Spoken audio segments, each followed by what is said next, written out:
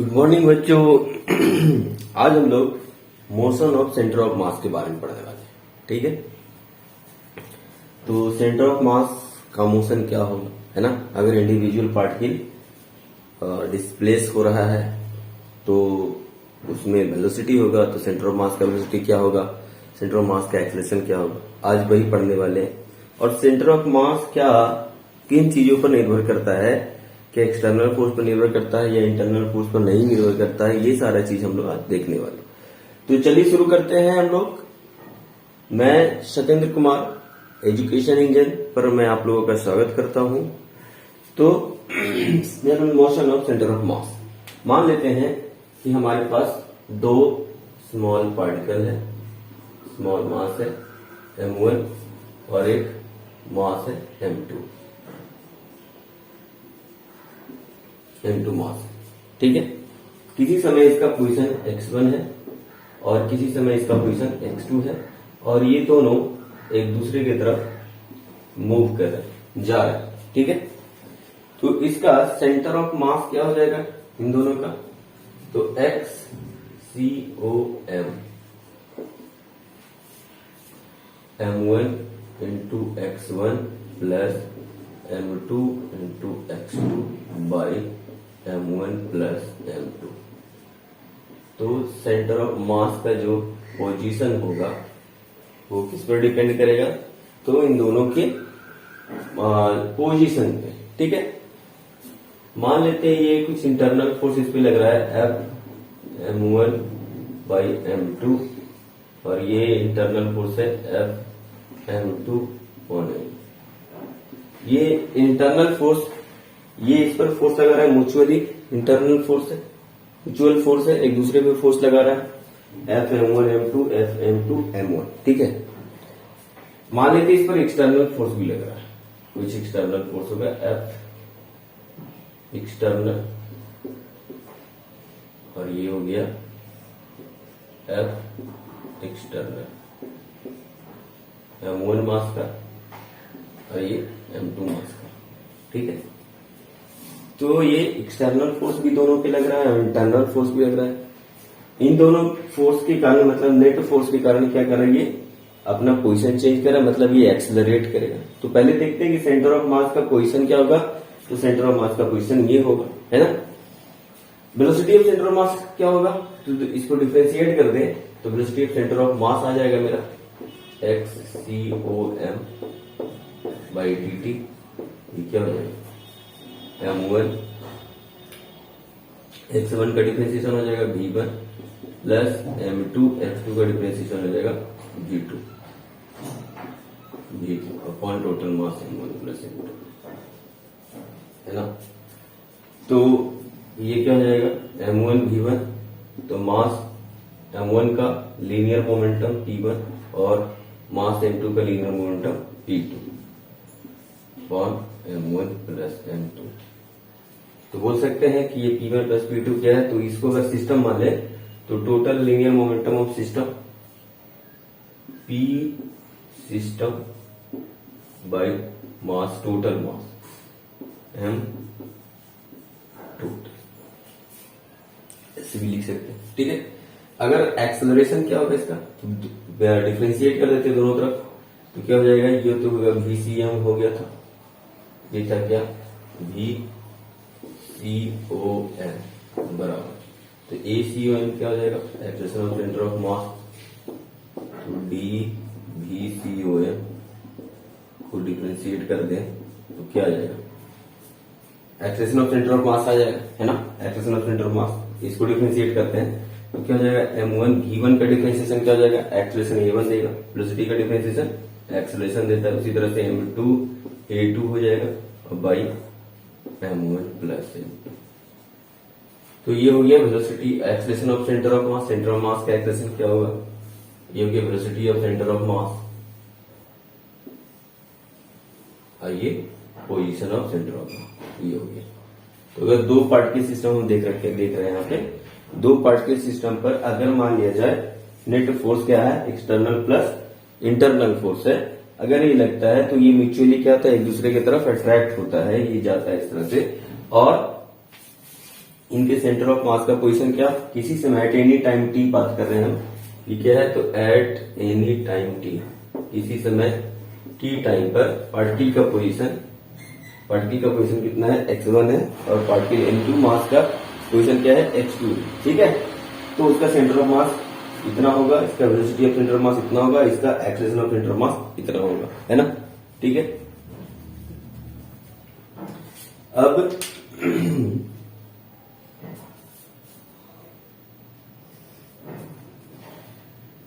अगर अच्छा acceleration of centre of mass हो गया, ये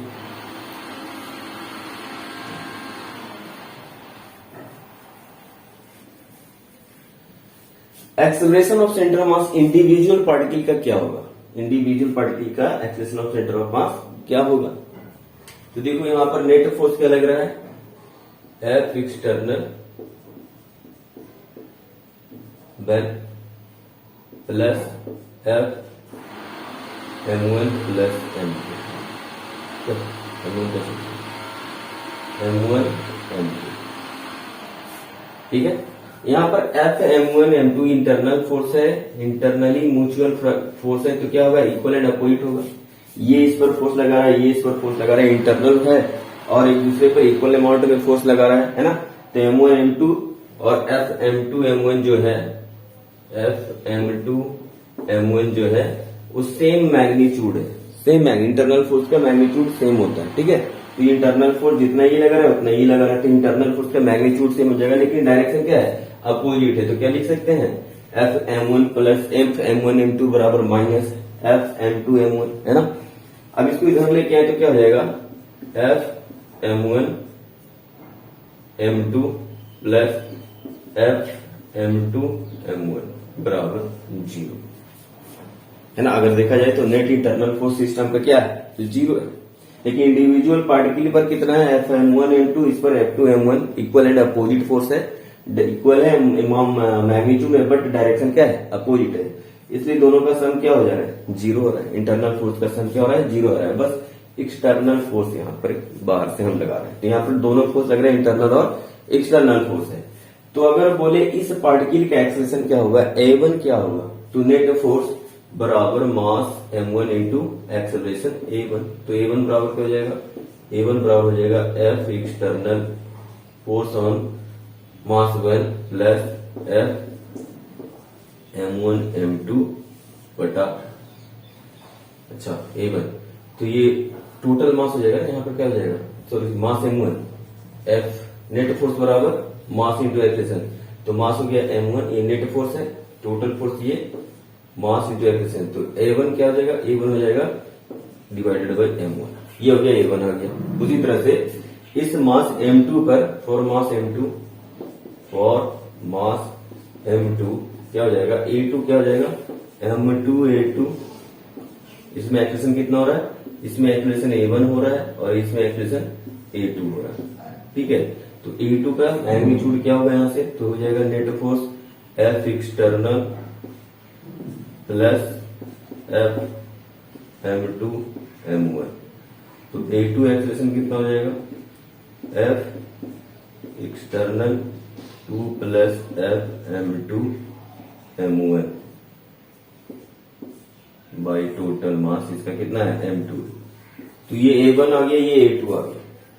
अब हमने एक्सेलरेशन निकाल रखा था सेंटर ऑफ मास का एक्सेलरेशन में, तो A1 और A2 का वैल्यू वहां पर क्या करेंगे हम लोग, पुट कर देंगे। तो चलिए पुट कर देते हैं उसमें, देखते क्या होता है। तो मेरा A1 आ गया इतना, A2 आ गया इतना, तो इसको हम बगल में लिख लेते हैं। A1 कितना आ गया, F external on mass M1 plus F M1 plus M2 F M1 M2 by M1, ठीक है। M1 आ गया, A2 कितना आ गया, A2 हो गया F external on mass 2 plus F M2 M1 F M2 M1 by mass M2, ये A1 हो गया, ये A2 हो गया, ये आ गया।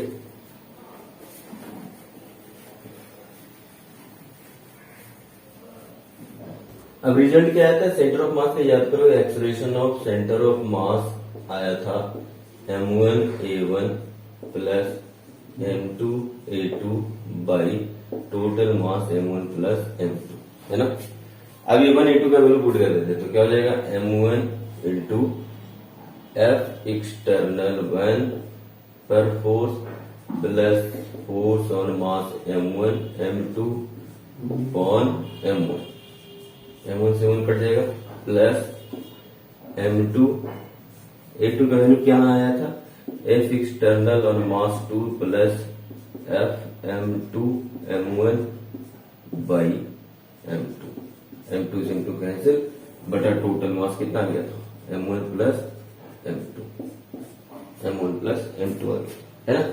एक्सेलेरेशन ऑफ सेंटर ऑफ मास,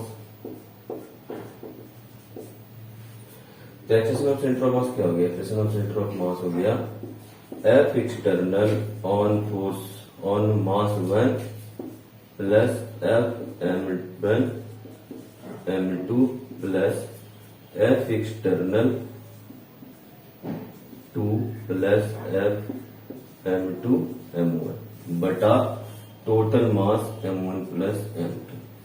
अब यहां गौर करो तो F m1 m2 plus F m2 m1 का सम क्या है, 0 है, तो ये पूरा क्या आ जाएगा, 0 के बराबर हो जाएगा जुड़ने के बाद। तो acceleration of centre of mass क्या आ जाएगा, एक्सेलेरेशन ऑफ सेंटर ऑफ मास बराबर F external force on 1 plus F external force on mass 2 by total mass m1 plus m2। तो यहां पर रिजल्ट क्या आ गया, फोर्स के कारण सेंटर ऑफ मास, तो ये हुआ कि centre of mass of two mass system m1 का मास एक्सेलरेशन है ना, m1a1 plus m2a2 by total मास, लेकिन in terms of acceleration, in terms of force क्या आता है, acceleration of centre of mass net external force, ये हो गया force on mass m1 external force plus external force on mass m2 by total mass m1 plus m2, है ना। तो हम लोग कह सकते हैं कि इंटरनल फोर्स, यहां देखो इंटरनल फोर्स गायब हो गया, तो इंटरनल फोर्स से सेंटर ऑफ मास का के मोशन पर कोई इफेक्ट नहीं पड़ता है, इंटरनल फोर्स के द्वारा सेंटर ऑफ मास पर कोई इफेक्ट नहीं पड़ता है, इसलिए यहां पर एक्सेलेरेशन ऑफ सेंटर ऑफ मास में हमको इंटरनल फोर्स नहीं दिख रहा है, या बोले इंटरनल फोर्स का सम क्या हो जा रहा है सिस्टम में, 0 हो जा रहा है, मतलब इंटरनल फोर्स का सेंटर ऑफ मास पर कोई इफेक्ट नहीं है।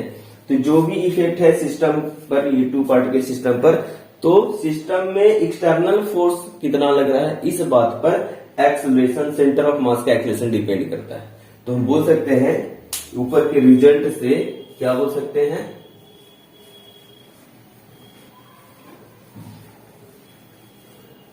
वी कैन से दैट, क्या कह सकते हैं हम लोग कि acceleration of centre of mass does not affected by internal force, internal force affect नहीं करता किसको, सेंटर ऑफ मास की, इसके सेंटर ऑफ मास की एक्सेलरेशन को, एक्सेलरेशन ऑफ सेंटर ऑफ मास, लेकिन इंडिविजुअल पार्टिकल इंटरनल फोर्स के द्वारा एक्सेलरेट हो रहा है, यहां हो रहा है ना, इंटरनल फोर्स का भी इसमें इफेक्ट है, लेकिन इंडिविजुअल एक्सेलरेशन, इंडिविजुअल पार्टिकल के एक्सेलरेशन में, लेकिन सेंटर ऑफ मास के एक्सेलरेशन में एक्सटर्नल फोर्स, इंटरनल फोर्स का कोई इफेक्ट नहीं है ना। तो कह सकते हैं कि इंडिविजुअल पार्टिकल में accelerate by internal forces, but centre of mass will not affected by internal forces, but लेकिन एक्सेलरेशन ऑफ मास अफेक्ट होगा किसके द्वारा, एक्सटर्नल फोर्स। यहां पर क्या आ जाता है, एक्सेलरेशन ऑफ सेंटर ऑफ मास बराबर नेट एफ एक्सटर्नल 1 पर और 2 पर, तो टोटल फोर्स हो जाएगा नेट फोर्स हो जाएगा सिस्टम पे, तो बोल सकते हैं net external force on system यहां मेरा क्या है, दोनों मास है, बटा m टोटल मास यानी एक्सेलरेशन सेंटर मास क्या है, net external force by total mass, है ना, net external force on system by total mass. तो but acceleration of center of mass is affected by only net external force. Net external force यानी centre of मास को अगर affect करने वाला है तो नेट एक्सटर्नल फोर्स कर सकता है, इंटरनल फोर्स नहीं कर सकता है। हालांकि इंटरनल फोर्स इंडिविजुअल मासेस को एक्सेलरेट करा सकता है लेकिन सेंटर ऑफ मास को एक्सेलरेट नहीं करा सकता है। तो इस पूरे डिस्कशन का यही एक निष्कर्ष निकलता है कि अगर दो पार्ट के सिस्टम से हम लेके चले कि अगर सिस्टम पर सिर्फ एक्सटर्नल फोर्स होता है ना, तो इसका सेंटर ऑफ मास जिस भी अवस्था में था, अगर इनिशियली रेस्ट में था तो रेस्ट में रहेगा, अगर मोशन में है तो मोशन में रहेगा, मतलब कांस्टेंट वेलोसिटी से जा रहा होगा, एक्सेलरेशन नहीं होगा। लेकिन अगर इसमें एक्सटर्नल फोर्स भी है तो इसका सेंटर ऑफ मास सिर्फ और सिर्फ एक्सटर्नल फोर्स पर डिपेंड करता है। सेंटर ऑफ मास का एक्सेलरेशन सिर्फ एक्सटर्नल फोर्स पर डिपेंड करता है, ये इंटरनल फोर्स पर डिपेंड नहीं करता है। ठीक है, तो एक और रिजल्ट निकलता है कि अगर एक्सटर्नल फोर्स 0 हो जाए तो क्या होगा, है ना। अगर इफ सिस्टम में एक्सटर्नल फोर्स ना लगे,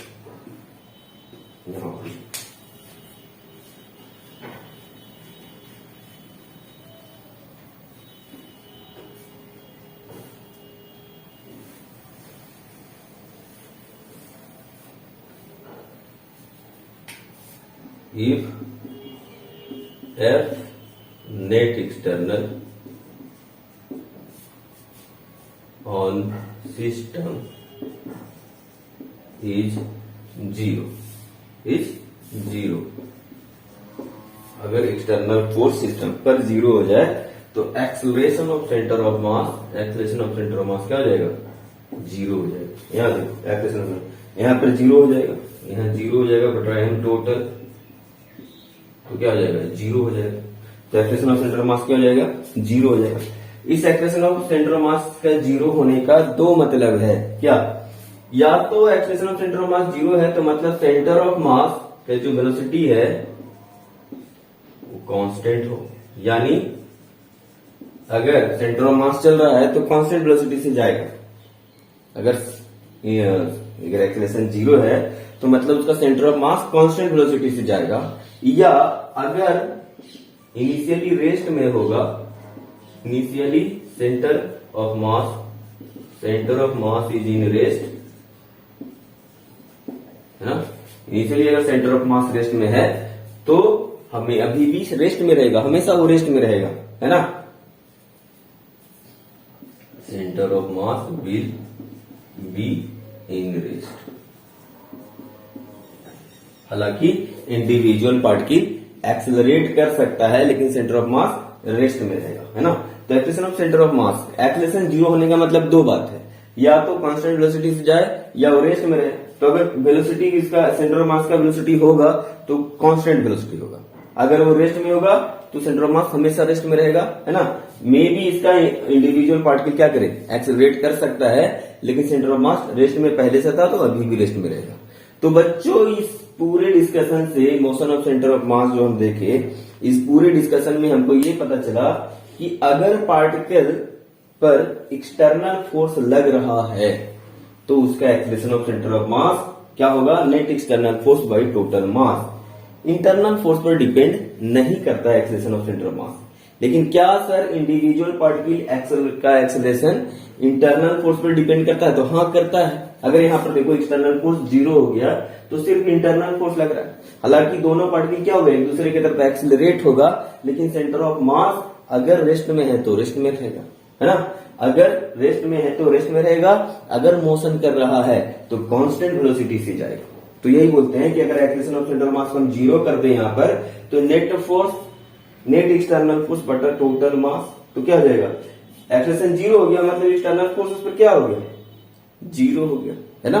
एक्सेलरेशन 0 हो गया मतलब एक्सटर्नल फोर्स उस पर 0 हो गया। एक्सटर्नल फोर्स 0 हो गया मतलब एक्सेलरेशन 0 हो गया।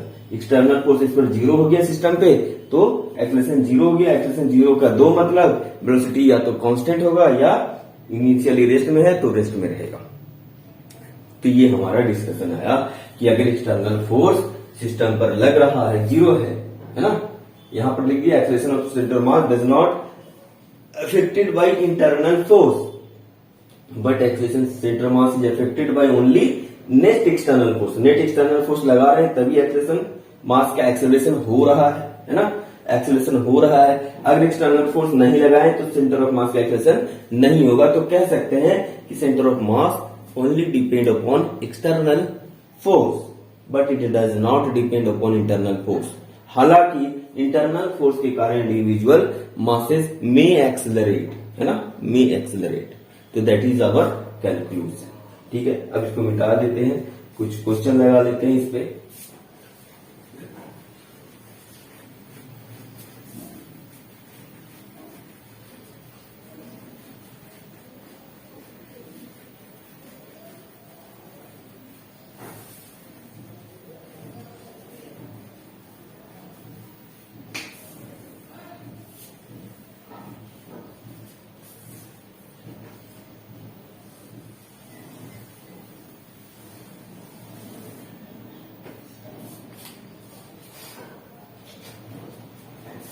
अब सिंपल से एग्जांपल करते हैं। मान लेते हैं कि दो मास है,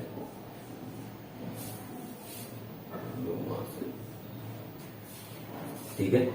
अब मान लो ये V1 वेलोसिटी V1 बराबर 2 मीटर पर सेकंड से जा रहा है और ये V2 4 मीटर पर सेकंड से जा रहा है, ठीक है। और इसका मास है m है 4 kg और इसका मास है m2 3 kg। अब बोलता है कि सिस्टम का, ये दोनों सिस्टम में मेरा मास m1 और m2, तो मास m1 m2 का जो सिस्टम है तो इसका कुछ सेंटर ऑफ मास होगा, है ना, इसका कुछ सेंटर ऑफ मास होगा। इस सेंटर ऑफ मास का वेलोसिटी बताओ। तो हम लोग velocity of centre of mass क्या देखे थे? Velocity of centre of mass क्या था? m1 v1 plus m2 v2 by m1 plus m2, ठीक है। अब दोनों स्ट्रेट लाइन में जा रहा है, दोनों का मोशन सेम है, तो क्या होगा? दोनों का मोमेंटम क्या हो जाएगा? जुड़ जाएगा, है ना। v1 v2 सेम ही डायरेक्शन में, तो ये वेक्टर क्वांटिटी है। वेक्टर क्वांटिटी क्या होता है? जब दो वेक्टर एक पैरेलल लाइन में हो तो उनका मैग्नीट्यूड जुड़ जाता है, तो हम सीधे सीधे इसका मैग्नीट्यूड लेके जोड़ देंगे। तो क्या हो जाएगा? m1 v1 मतलब 4 into 2 plus 4 into 3 by total मास कितना हो गया? 4 प्लस 3 हो गया 8 प्लस 12 प्लस 7, तो 20/7 मीटर पर सेकेंड। आगे की तरफ centre of mass 20/7 metre per second से आगे की तरफ मूव करेगा, इतने वेलोसिटी से 20/7 मीटर पर सेकेंड। ये आ गया, है ना। चलिए ये हो गया।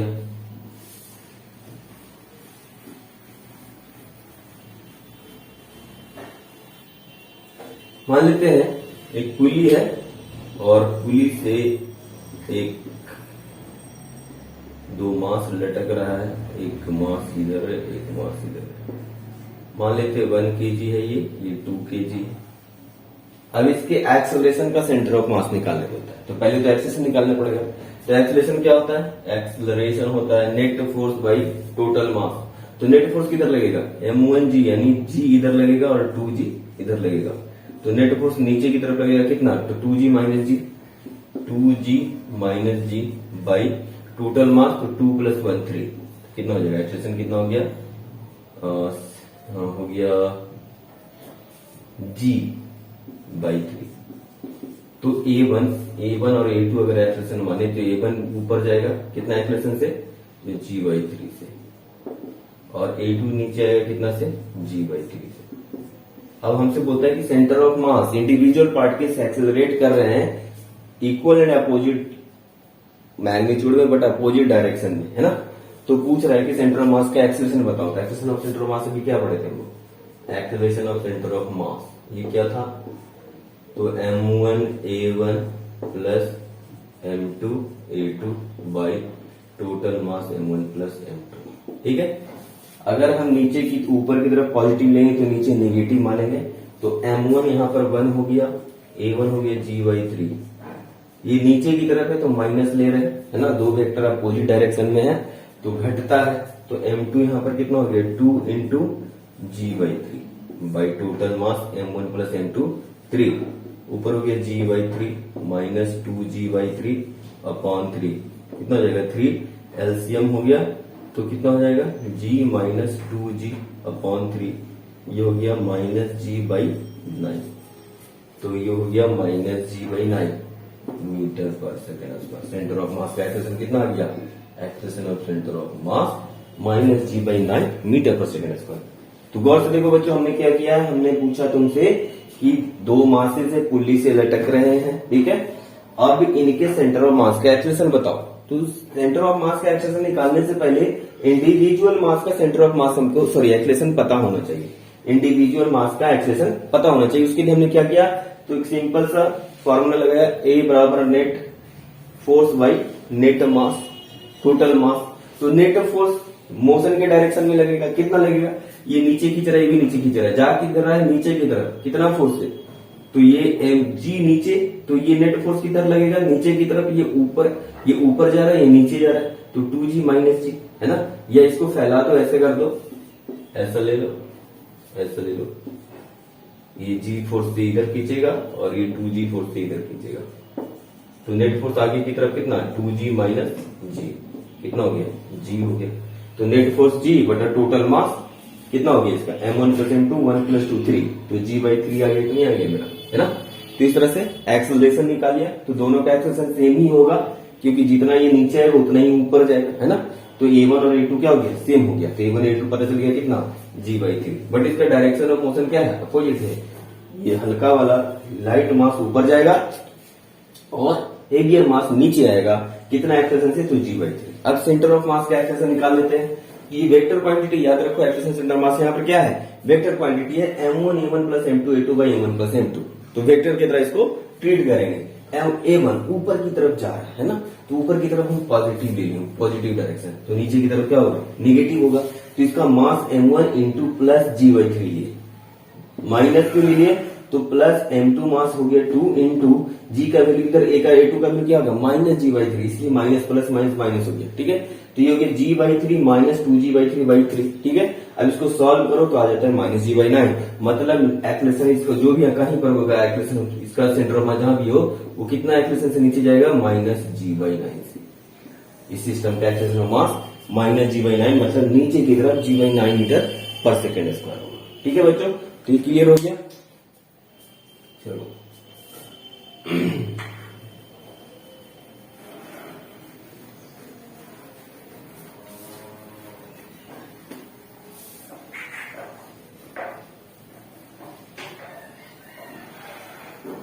अब हम लोग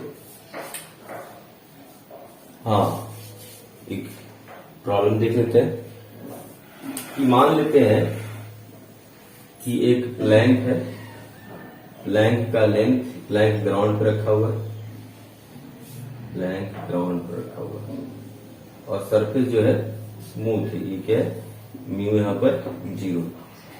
इस पे एक आदमी खड़ा है एंड पे और ये जो लेंथ है प्लैंक का वो L, ठीक है। ये आदमी, ये सरफेस और आदमी के बीच का जो सरफेस है ना, पैर और ये सरफेस और आदमी का पैर के बीच का जो सरफेस है वो रफ है, कुछ होगा इसका फ्रिक्शन कोएफिशिएंट म्यू, ठीक है।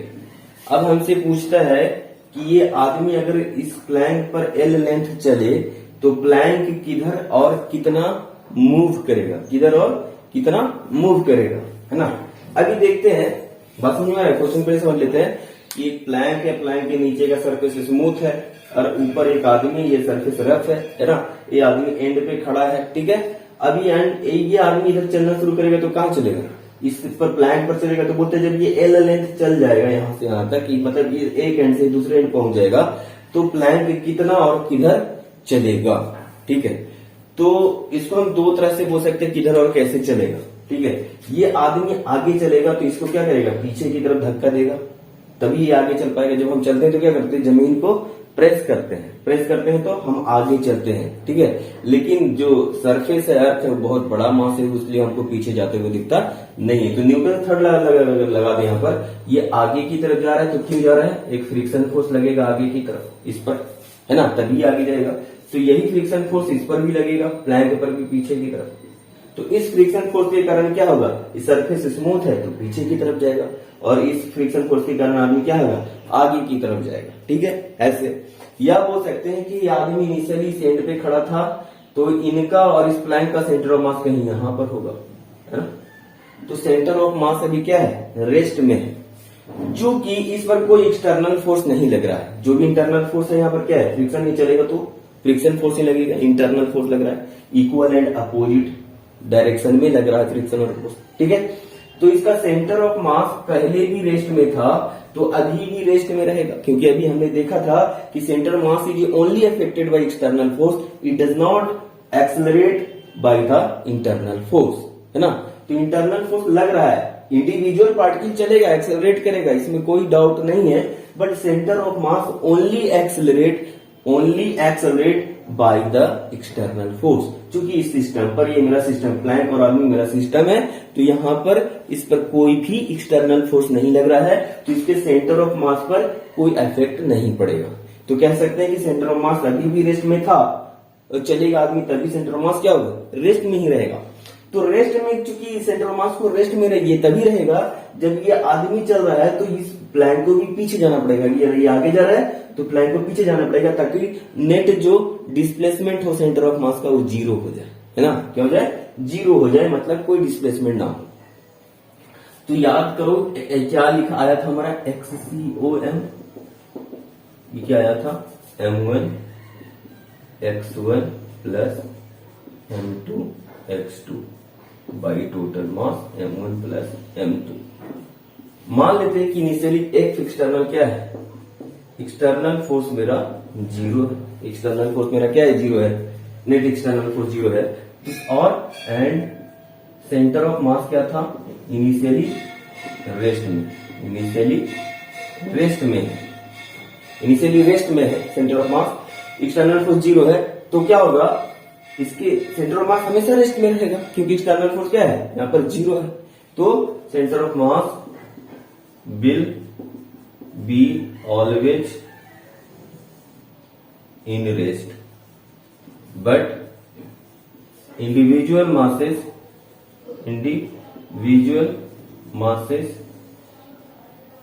may accelerate कर सकता है इंडिविजुअल मास, लेकिन सेंटर ऑफ मास हमेशा रेस्ट में रहेगा। उस कॉन्सेप्ट से अगर बोला जाए कि XCOM, तो displacement of x centre of मास में डिस्प्लेसमेंट क्या होगा, जीरो, ये चलेगा तो, लेकिन सेंटर ऑफ मास नहीं चलेगा, यानी डेल्टा XCOM क्या हो जाएगा, ये तो जीरो हो जाएगा। हालांकि X1 मान लो चल चुका है, आदमी मान लो डेल्टा X1 चला, ये आदमी आगे की तरफ डेल्टा X1 चला और ये डेल्टा X2 चला, तो displacement in centre of mass क्या हो जाएगा, डिस्प्लेसमेंट सेंटर ऑफ मास, तो M1 into displacement of M1 मास में plus M2 into displacement in M2 मास में बटा टोटल मास M1 प्लस M2। चूंकि centre of mass initially rest में था तो डिस्प्लेसमेंट क्या होगा, जीरो होगा, तो ये क्या हो जाएगा, जीरो, तो मतलब क्या आ गया, M1 delta X1 plus M2 delta X2 by M1 M2 इधर जाके गुना तो जीरो हो जाएगा, तो क्या आ गया, ये रिजल्ट आ गया। तो ये इंपॉर्टेंट रिजल्ट है जिसको हम याद रखेंगे दो मास सिस्टम में, ठीक है, दो मास सिस्टम में ये हम लोग यूज करेंगे इसका, क्या, M1 into delta X1 plus M2 into delta X2 in terms of vector के टर्म में इसका इस्तेमाल करें। अभी इस फॉर्मूले को यहां पर लिखते हैं हम लोग कि जीरो बराबर हो गया M1 delta X1 plus M2 into delta X2, और इसका इस्तेमाल अब इस प्रॉब्लम को सॉल्व करने में लगाएंगे, ठीक है।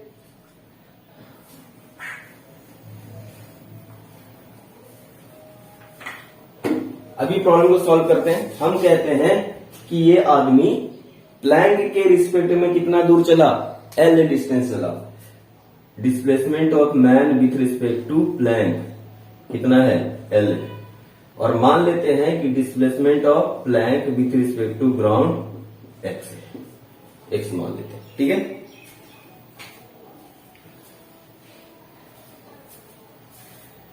ये हो गया x, ठीक है। अब पूरा खेल हम जो है वो ग्राउंड से देख रहे हैं, ठीक है, ग्राउंड पे एक आदमी बैठा वो देख रहा है। तो क्या देख रहा है कि आदमी प्लैंक की रिस्पेक्ट में एल चला और ये प्लैंक पीछे की तरफ ग्राउंड की रिस्पेक्ट में एक्स चला।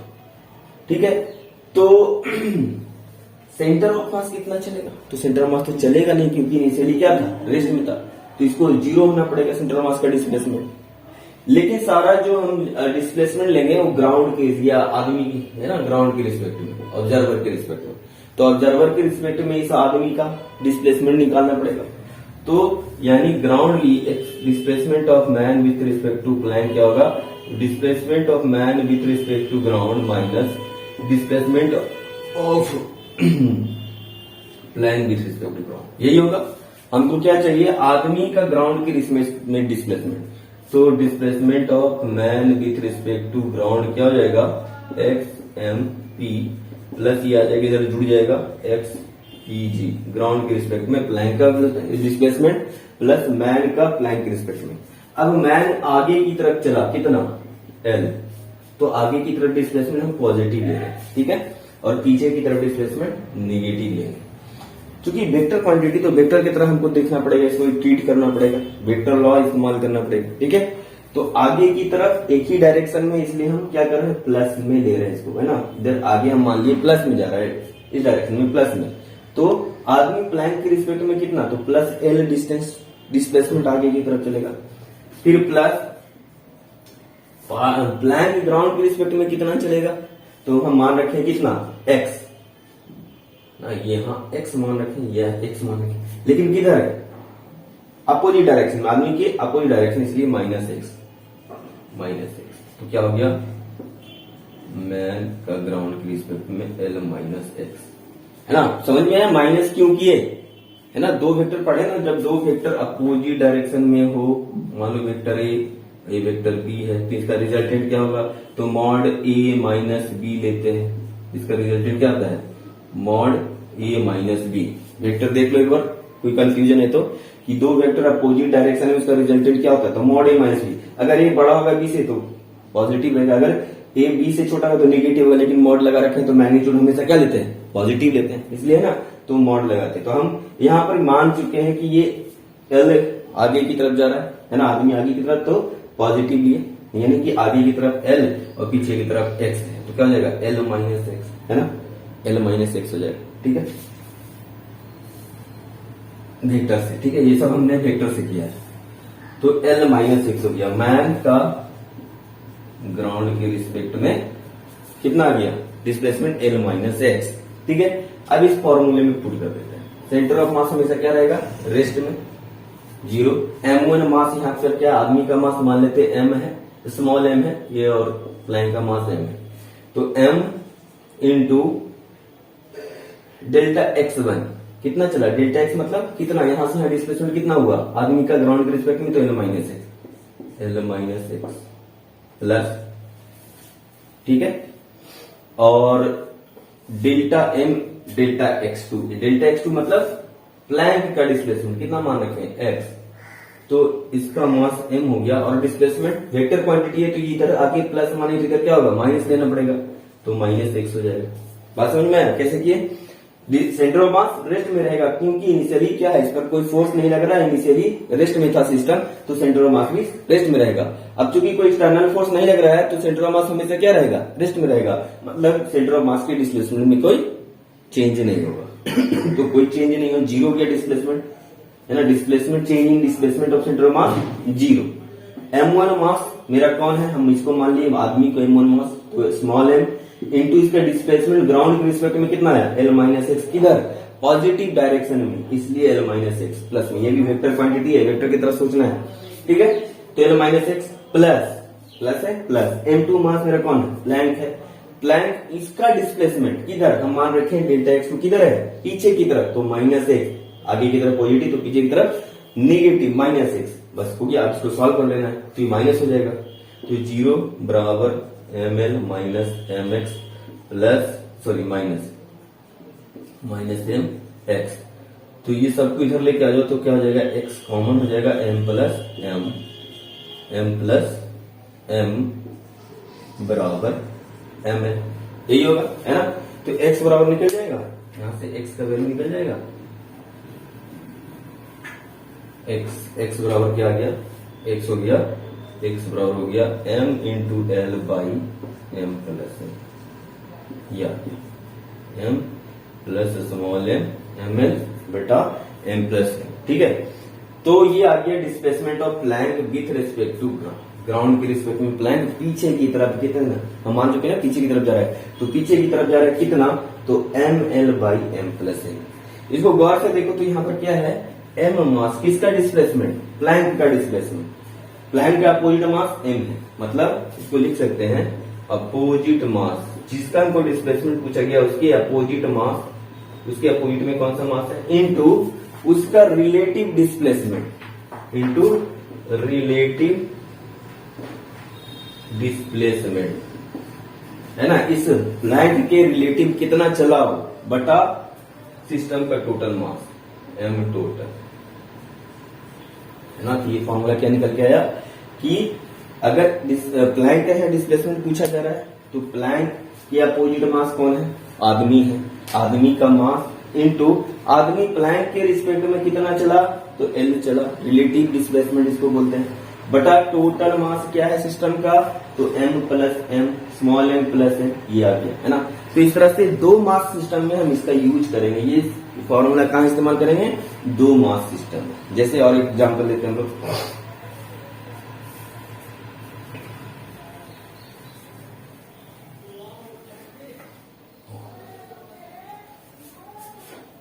ये क्या आ गया, x x,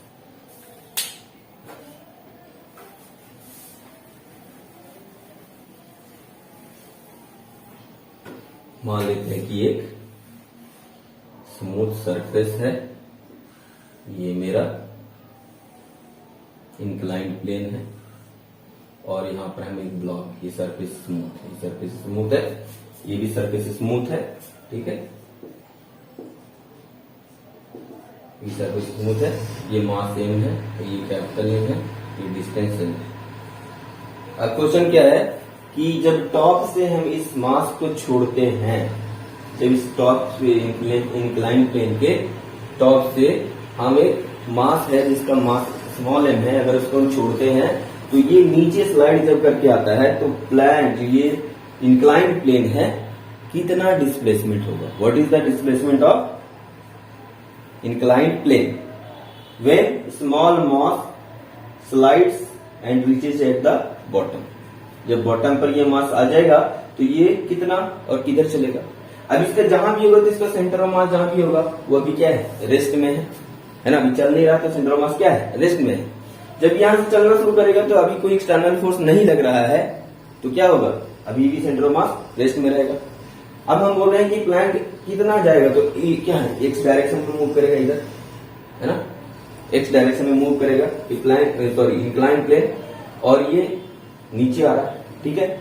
तो एक्स डिस्प्लेसमेंट जो होगा सेंटर ऑफ मास का वो क्या होगा, जीरो होगा ना जी, x displacement zero, centre of mass के x displacement of centre of mass क्या हो जाएगा, जीरो होगा, क्योंकि अभी भी रेस्ट में है, पहले भी रेस्ट में था, अभी भी रेस्ट में रहेगा। क्यों रेस्ट में रहेगा, क्योंकि एक्सटर्नल फोर्स इस पर नहीं लग रहा है, centre of mass only affected by external force, तो एक्सटर्नल फोर्स है ही नहीं, यहाँ पर जीरो है, तो इंटरनल फोर्स के कारण सेंटर ऑफ मास पर कोई इफेक्ट नहीं पड़ता। हालांकि इंटरनल फोर्स के कारण क्या होता है, इंडिविजुअल पार्टिकल मूव कर सकता है, तो मूव कर रहा है, ये नीचे आ रहा है, ये इधर जाएगा, है ना, और ये नीचे जाएगा तो इधर को इधर जाना पड़ेगा ताकि सेंटर ऑफ मास क्या हो जाए, जुड़ने के बाद कैंसिल कर दे एक दूसरे को, और net displacement centre of mass का क्या हो जाए, जीरो हो जाए, इसलिए इसको पीछे जाना पड़ेगा या आगे चलेगा। तो अब क्या है, अगर पूछे कि स्मॉल कैपिटल एम यानी इंक्लाइन प्लेन का डिस्प्लेसमेंट कितना होगा, तो हम मान लेते हैं एक्स होगा, इधर एक्स होगा, तो एक्स बराबर क्या हो जाएगा, इसके रिस्पेक्ट में अपोजिट मास क्या है, ये, तो एम लिखेंगे। अच्छा, इस पर एक्स डायरेक्शन में डिस्प्लेसमेंट किधर है, एक्स डायरेक्शन में, रिलेटिव डिस्प्लेसमेंट एक्स डायरेक्शन में कितना चला, जब ये नीचे आएगा यहाँ से, यहाँ तो बस एल ही लेंथ चलेगा, ये इसके रिस्पेक्ट में एक एल लेंथ चलेगा आगे की तरफ एक्स डायरेक्शन में, इस डायरेक्शन में एक्स लेंथ चलेगा, तो क्या लिखेंगे, एल लेंथ चलेगा, तो M into L by total mass क्या हो जाएगा, एम प्लस एम, ये हो गया, ये मेरा आंसर है। मतलब ये इंक्लाइंड प्लेन पीछे की तरफ कितना चलेगा, इसके opposite mass m into displacement of this का mass along x axis relative to incline plane बटा टोटल मास m प्लस है ना। सिंपल है, बहुत आसानी से हम लोग निकाल लेंगे। एक और एग्जांपल करते हैं हम लोग।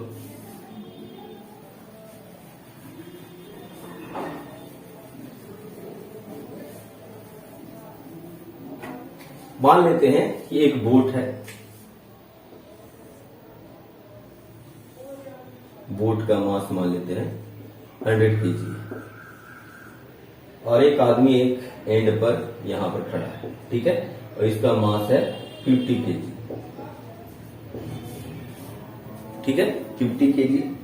तो ये आदमी, ये जो बोट का लेंथ है मान लो 5 मीटर, कितना है 5 मीटर, ठीक है।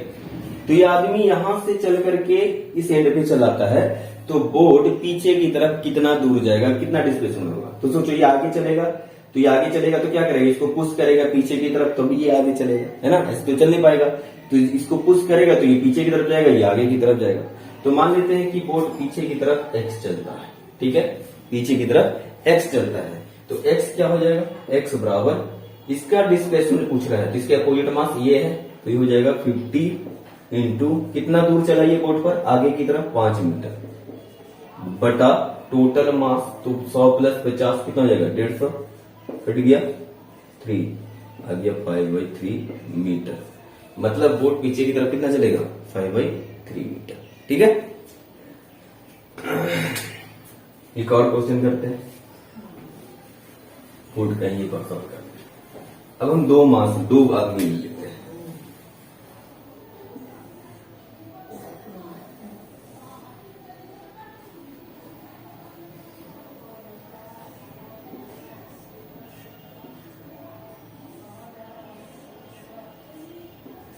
मान लेते हैं ये 50 kg का आदमी है और ये 60 kg का आदमी है, और ये डिस्टेंस मान लेते हैं 4 मीटर, ठीक है, और बोट का मास है कैपिटल M है 100 kg। अब सवाल क्या है कि दोनों आदमी अपना पोजीशन एक्सचेंज कर लिया हो, तो बताओ बोट कितना दूर जाएगा, है ना। ये दोनों आदमी अपना पोजीशन चेंज कर ले तो बोट का डिस्प्लेसमेंट कितना होगा। तो ऐसे कर सकते हैं हम इसको, दो मास सिस्टम में हम जानते हैं कि लगा सकते हैं, दो मास सिस्टम में, है ना। तो कैसे करेंगे हम लोग दो मास सिस्टम में, तो हम इसको दो मास सिस्टम में हम लोग कन्वर्ट कर लेते हैं। क्या करते हैं, 50 kg उठा करके और इसका 50 kg उठा करके 100 हो जाएगा, तो 100 kg इसको दे देते हैं, तो 100 प्लस 100 क्या हो जाएगा 200 kg, है ना। और यहाँ पर क्या हो जाएगा, ये आदमी गायब हो जाएगा, ये आदमी खत्म, ये आदमी का मास कितना हो जाएगा 10 kg। अब सोचिए यहां से यहां चलेगा तो ये किधर चलेगा, ये आगे जाएगा तो ये पीछे की तरफ जाएगा, इधर जाएगा, डिस्प्लेसमेंट इधर होगा। तो x बराबर क्या होगा, इसका डिस्प्लेसमेट, तो इसका अपोजिट मास हो गया 10 इंटू कितना दूर चला, तो 4 मीटर इस पर चला, बटा टोटल मास, तो 200 और प्लस 10 210 यही होगा। 50 और 60 कितना हो गया 110 और 100 210, ठीक है। अब ये कट गया, कैंसिल, क्या हो गया 4/21 मीटर, इतना डिस्टेंस चलेगा, है कि नहीं। अगर हम लोग वो वाले मेथड से करते